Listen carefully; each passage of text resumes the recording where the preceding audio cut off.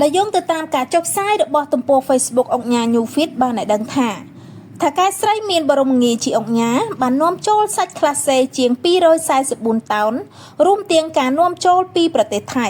នៅព្រឹកថ្ងៃទី5ខែតុលាឆ្នាំ2025នេះសមត្ថកិច្ចចម្រុះរួមមានមន្ត្រីគយចល័តតំបន់1មន្ត្រីកបបមន្ត្រីនគរបាលសេដ្ឋកិច្ចរាជធានីភ្នំពេញនិងមន្ត្រីមូលដ្ឋានបានចុះត្រួតពិនិត្យឃ្លៀងរបស់អង្គការអឹមសុផាន់ណារិទ្ធហៅស្រីទួចដែលនាំជង្គង់មាន់ស្លាបមាន់ជើងមាន់មកពីប្រទេសថៃដែលមានទីតាំងស្ថិតនៅច្រាំងជម្រេះទី1ខណ្ឌឫស្សីកែវរាជធានីភ្នំពេញនេះបើយោងតាមការបង្ហាញឲ្យដឹងពីសារព័ត៌មានផែងវណ្ណៈ News ជាលទ្ធផលសមត្ថកិច្ចចម្រុះបានត្រួតពិនិត្យសាច់ក្លាសេរបស់អង្គការអឹមសុផាន់ណារិទ្ធហៅចែកទូចចំនួន2ទីតាំង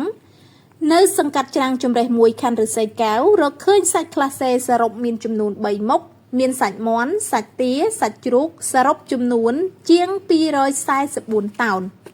លទ្ធផលពិនិត្យមន្ត្រីគយចល័តតំបន់1បានអះអាងក្នុងកំណត់ហេតុថាទំនិញទាំងអស់នេះបានបង់ពន្ធគ្រប់ចំនួនសាច់ក្លាសេទាំងអស់គ្មានសារធាតុគីមីដែលធ្វើឲ្យប៉ះពាល់ដល់សុខភាពប៉ុន្តែមន្ត្រីកបបបានយកសំណាក់សាច់ក្លាសេទាំងនោះទៅមន្ទីរពិសោធន៍ធំដើម្បីបញ្ជាក់គុណភាពច្បាស់លាស់